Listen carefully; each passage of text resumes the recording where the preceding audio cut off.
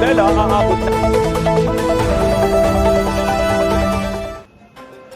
Magandang hapon mga kaklase, magandang hapon pogi ng Eboho, Pauline, si Jesus at si Maria.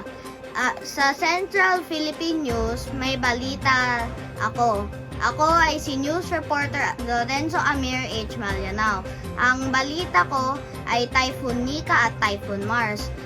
Ang epektohan na probinsya ay ang Bicol Region, Isabela at Batanes. Isinailalim na sa state of calamity ang bayan ng Pagudpog, Ilocos Norte dahil sa epekto ng bagyong Marce.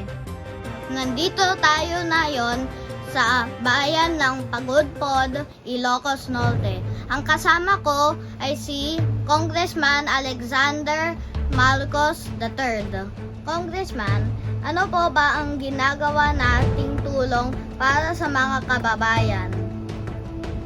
Congressman, nai-rescue na po ba ang mga kababayan na lubog sa baha?